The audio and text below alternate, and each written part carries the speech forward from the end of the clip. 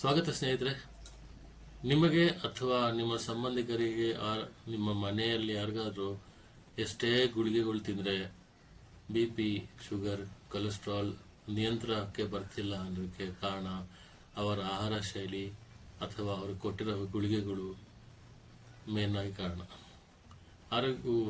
ಆಹಾರ ಶೈಲಿ ಅಂದರೆ ನಿಮ್ಮ ಕಿಚನ್ ಅಡುಗೆ ಮನೆಯಲ್ಲಿ ಇರುವಂತಹ ನಿಮ್ಮ ಸಕ್ಕರೆ, ಉಪ್ಪು ಮತ್ತು ರಿಫೈಂಡ್ ಆಯಿಲ್ ಇದರಲ್ಲಿ ಪ್ರಮುಖ ಪಾತ್ರ ನಿರ್ವಹಿಸುತ್ತದೆ. ಈ ಟೇಬಲ್ ಸಾಲ್ಟ್ ಅಂತ ನೀವೇನು ತಿಂತೀರಾ ಅದು ತುಂಬ ಕೆಮಿಕಲ್. ಬಹುಶಃ ನೀವು ಅಡುಗೆ ಮಾಡಬೇಕಾದ್ರೆ ಸ್ವಲ್ಪ ಹಾಕ್ಕೊಂಡು ಅಡುಗೆ ಮಾಡ್ಕೊಳ್ಳಿ, ತಿನ್ನಿ, ಪರವಾಗಿಲ್ಲ. ತಿನ್ನೋ ಸಮಯದಲ್ಲಿ ನಿಮಗೆ ಆಹಾರದಲ್ಲಿ ಉಪ್ಪು ಕಮ್ಮಿ ಅನಿಸಿದಾಗ ಮೇಲಿಂದ ಬೆರೆಸ್ಕೊಂಡು ತಿನ್ನೋದು ಉಪ್ಪು ಬಹಳ ತಪ್ಪು. ಅದೇ ನಿಮ್ಮ BP ನ ಹೈಕ್ ಮಾಡುತ್ತೆ.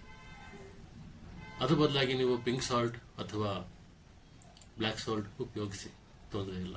ಅದು ನಿಮ್ಮ BP ನ ಶೂಟ್ ಅಪ್ ಮಾಡಲ್ಲ. ಮತ್ತೆ ಈ ಶುಗರ್ ಅನ್ನೋದು ಅದು ನಿಮಗೆ ನೀವು ಗೂಗಲ್ ಮಾಡಿ, ಯೂಟ್ಯೂಬಲ್ಲಿ ಮಾಡಿ ಸಕ್ಕರೆ ಹೇಗೆ ಮಾಡ್ತಾರೆ ಅಂತ ಗೊತ್ತಾಗ್ತದೆ ನಿಮಗೆ. ಆ ಸಕ್ಕರೆ ತಿನ್ನೋದು ಬಿಡಿ. ಅದ್ರ ಬದಲಾಗಿ ಬೆಲ್ಲಕ್ಕೆ ಬನ್ನಿ. ಬೆಲ್ಲನೂ ಇತ್ತೀಚೆಗೆ ದಿನದಲ್ಲಿ ನಿಮಗೆ ಆರ್ಗ್ಯಾನಿಕ್ ಅಂತ ಹೇಳಿ ನಾಮ ಇಡ್ತಾರೆ. ಆರ್ಗ್ಯಾನಿಕ್ ಅಂತ ಬೆಲ್ಲ ಯಾವುದು ಬರಲ್ಲ.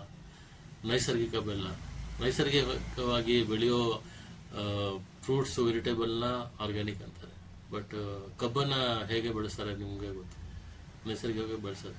ಬಟ್ ಮಾಡೋ ರೀತಿಲಿ ಅದು ನಿಮಗೆ ನೈಸರ್ಗಿಕತೆ ಅನ್ನೋ ಒಂದು ಪದ ಉಪಯೋಗಿಸೋಕ್ಕಾಗಲ್ಲ.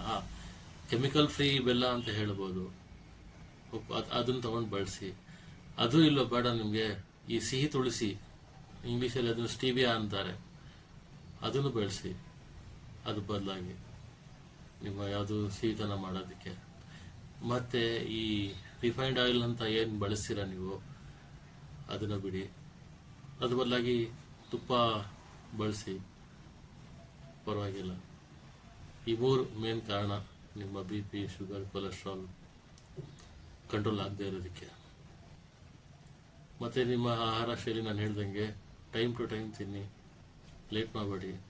ಬೆಳಿಗ್ಗಿನ ತಿಂಡಿ ಲೇಟಾಗಿ ತಿನ್ನೋದ್ರಿಂದ ಕೂಡ ನಿಮಗೆ ಡಯಾಬಿಟೀಸ್ ಹೆಚ್ಚಾಗುವ ಸಾಧ್ಯತೆ ಜಾಸ್ತಿ ಇರ್ತದೆ. ಮತ್ತು BP ಲೋ ಇದ್ದವರು, ಶುಗರ್ ಲೋ ಇದ್ದವರು ಕೂಡ ನೀವು ಸಕ್ಕರೆ ಮತ್ತು ಆ ಉಪ್ಪನ್ನು ಮುಟ್ಟಬೇಡಿ, ಒಳ್ಳೆಯದಿಲ್ಲ. ಈ ಥರ ಇನ್ನು ಮಾಹಿತಿಯಾದ ವೀಡಿಯೋಸ್ಗಳಿಗೆ ಸಬ್ಸ್ಕ್ರೈಬ್ ಮಾಡಿ, ಯಾರು ಮಾಡಿಲ್ಲ ಅವರು ಲೈಕ್ ಮಾಡಿ, ಮತ್ತು ಬೇರೆಯವ್ರಿಗೆ ಶೇರ್ ಮಾಡಿ. ಇಂಥ ವೀಡಿಯೋಸ್ನ ಕಮೆಂಟ್ಸ್ ಮಾಡಿ, ಏನೇ ಡೌಟ್ ಇತ್ತು. ಧನ್ಯವಾದಗಳು ಫ್ರೆಂಡ್ಸ್.